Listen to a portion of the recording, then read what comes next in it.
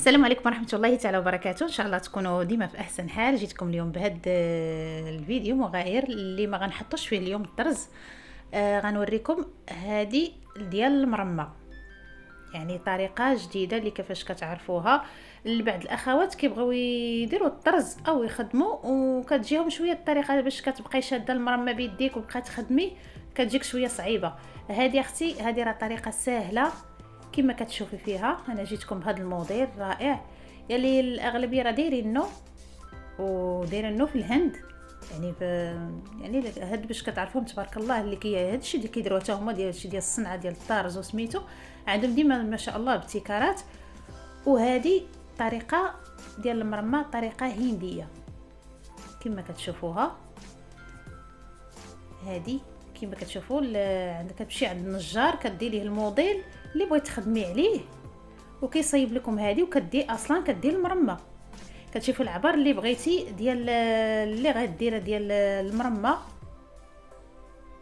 كما كتشوفوها. حيت اغلبيه ما كايناش هذيك القليله اللي خاصك دوموندي عليها من برا، وما عندناش هنا في المغرب بزاف، ما داخلاش، ما كايناش صراحه.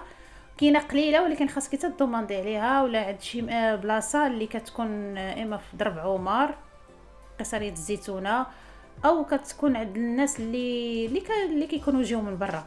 لكن هذه اسهل طريقه كما كتشوفوا بها، يعني بلا حنا ما لقيناش، او على حسب المستطاع ديال الناس المدخول. حيت كتدير هذيك اللي كيجيبوها كدير 23 اورو، او بالمغربي كدير 4600. لكن هذه على حسب الناس اللي الله يحسن العوان، كل واحد والطاقه ديالو والمدخول ديالو. هذه سهله كديوها عند النجار كيصايب لكم بحال هذه، يعني طريقه سهله. كتحطي عليها المرمى كطرزي، كتكون مرتاحه للظهر ديالك ما تضركش، وكتكوني حتى في الطرز كتجيك مرتاحه.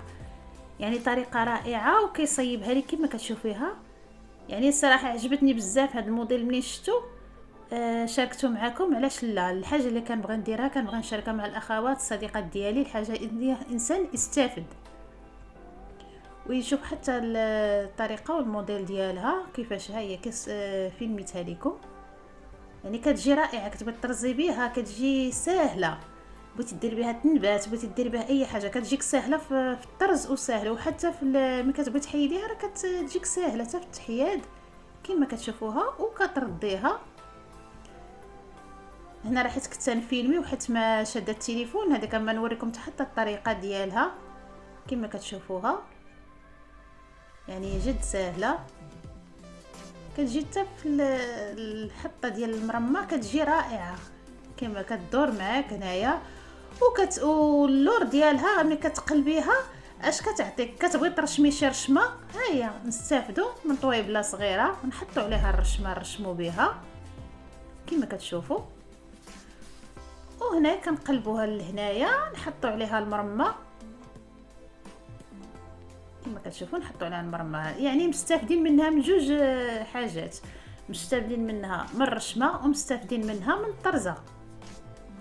يعني حاجه سهله. وغنوريكم حتى الطريقه الثانيه المرمات الثانيه اللي بغات تديو اي موديل بغات ديو عند النجار ما شاء الله. راه تبارك الله عندنا صناعيين في البلاد كيصايبوا هاد الموديلات. ها هو هاد النجار تا هو الله يعطيه الصحه، وقال لي اي مرمى بغيتي تصايبيها جيبيها نصايبها لك، وان شاء الله باذن الله. ها هي الحاجه سهله وبسيطه وكتجي رائعه، والثمن يعني بسيط، يعني 100 درهم باش تصايبها ليا الصراحه. يعني الطريقه ثمن رمزي يعني، والصراحه وجات ثمن رخيصه ودير ماشي غتبقاي تسناي المرمى اللي غتجيك من برا. وكاين اللي كيكون فيها الكاليتي، لكن ملي كتصايبي واحد الحاجه كتطلع لك على يديك. وهذه مصايبه بالشوك، يعني العود ديال الشوك، يعني الصراحه كيبقى عندك وكتدير مستافده منها من جوج نواحي، من وحده من الرشمه وحده من الطرزه.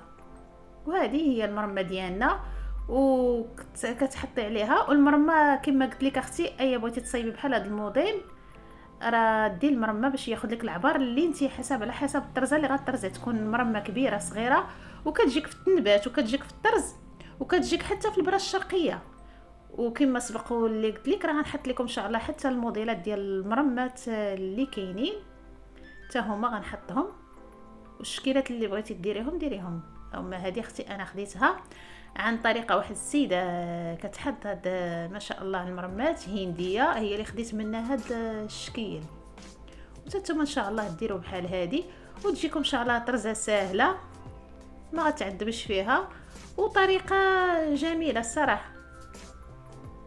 يعني الانسان ملي كيكون داخل هذا الميدان ديال الطرز وسميتو كيبغي حاجه يستافد منها باش ما حيت الاغلبيه السيدات كيمساكن كيبقاو يطرزوا كيعياو بالظهر وشي حاجه، هذه كتحطيها قدامك كتبغي تفيلمي عاوتاني كتبغي ديري شي فيديو ولا شي حاجه كتحطها قدامك كتخدمي بها ومنها كتفيلمي كتجيك طريقه سهله. وهذا هما الشكلات الطريزات اللي كنخدم بهم. يعني الصراحه يعني كتجيك سهله وكتجي مريحه.